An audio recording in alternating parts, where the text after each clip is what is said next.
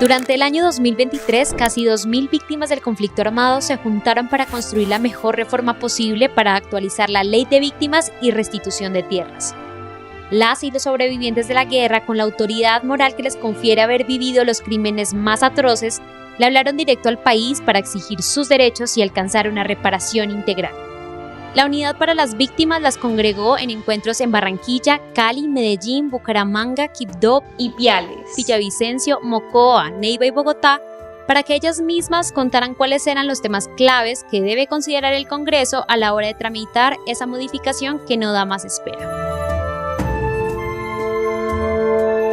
Del proyecto de reforma a la Ley de Víctimas, destaco que ha sido un proyecto que ha sido con las víctimas, para las víctimas y articulado desde los territorios. La asignación o el aumento de la asignación presupuestal para la ejecución y el desarrollo del restablecimiento de los derechos de los y de las víctimas del conflicto armado. Trata de resolver problemas, sobre todo como lo fiscal, frente al tema de corregir algunas debilidades en los temas de retornos y reubicaciones, en lo que tiene que ver también con temas sobre reparación integral y sobre todo en lo de indemnización. Realmente las víctimas tengan garantías de derechos en el territorio colombiano, donde haya asignación de presupuesto que pueda de esta manera, digamos, establecer acciones concretas para las víctimas en el país. Puntos importantes también como las amplitudes de los plazos para que las personas puedan hacer los procesos de declaración y que sigue respetando la participación de las víctimas de los diferentes territorios. Según cifras del Registro Único de Víctimas, cerca del 18% de la población colombiana es víctima del conflicto armado interno. Esto quiere decir que 2 de cada 10 colombianos han sufrido hechos victimizantes.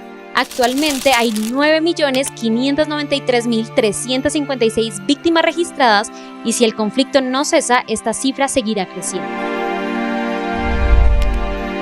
Nosotros nos sentimos representados en esa reforma porque dimos nuestros aportes, colocamos toda la información para que las asesoras técnicos en todo el proceso y la construcción de nuestros documentos que fortalecieron esas reformas que se presentaron ante el Congreso. Siento que es una reforma de las víctimas porque ha sido estructurada con nosotros, ha sido analizada con nosotros, ha recogido las voces de los territorios y las voces de los territorios de las víctimas en general. Siento que sí recoge mucho de los temas que las víctimas queremos abordar y que deben ser reformados. Con la voz de las víctimas como el centro de esta reforma, el proceso participativo inició en febrero de 2023 y continuó con las audiencias públicas convocadas por el Congreso de la República.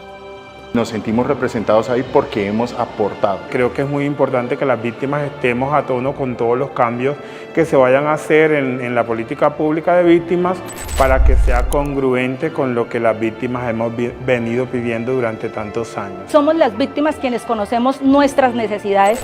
La ley fue creada para las víctimas y en función de que las víctimas tuvieran una mejor calidad de vida y una mejor reparación. Entonces, una reforma construida sin las víctimas no tendría sentido.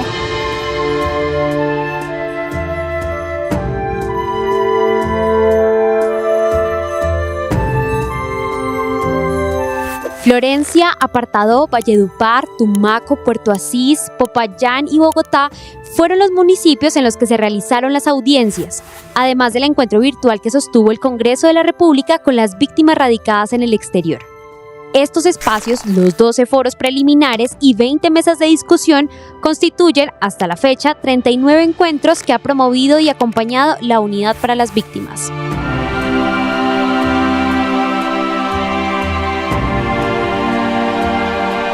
Y es en manos de ustedes, quienes han sido elegidos por nosotros o por las víctimas del conflicto armado que las han colocado allí, están para que ustedes nos representen, aporten, colaboren y aprueben dicha ley. Que se concientice de cómo vivimos las víctimas en Colombia y en el exterior frente a todas esas exigencias que hemos venido haciendo y que creo que nos merecemos como colombianos y colombianas la oportunidad de que nos puedan resarcir los daños ocurridos como consecuencia del conflicto armado interno colombiano. A los congresistas en general y en especial también a nuestra bancada de las curules de paz, es que entiendan que esta fue la reforma que se construyó con las víctimas, para las víctimas, que tiene la voz de nosotros, la voz de los territorios y que es necesario que el Congreso en general nos ayude y aprueben la reforma a la Ley 1448, porque es la reforma de la voz de las víctimas. ¿Qué debe incluir la reforma que discuta el Congreso? Enfoque de soluciones duraderas. Se trata de una respuesta coordinada y articulada a nivel interinstitucional a través de estrategias y acciones destinadas a superar de manera definitiva y sostenible la situación de vulnerabilidad de las víctimas. Articulación con el acuerdo de paz. Garantizar que la política de víctimas esté en línea con lo establecido en el acuerdo de paz y con la implementación de planes y programas a nivel local e interinstitucional derivados de la firma del acuerdo. Fuentes de financiación. Se propone la creación de una comisión para elaborar recomendaciones de financiamiento, pues los recursos asignados para la implementación de la política pública de víctimas han sido insuficientes para cumplir con los compromisos.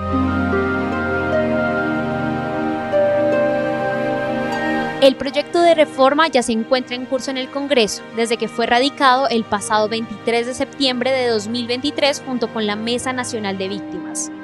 Este proceso es de las víctimas y el compromiso del Congreso debe ser escucharlas y tramitar sus peticiones en un momento clave para saldar la deuda con quienes han sobrevivido a los episodios más violentos de la historia reciente de Colombia.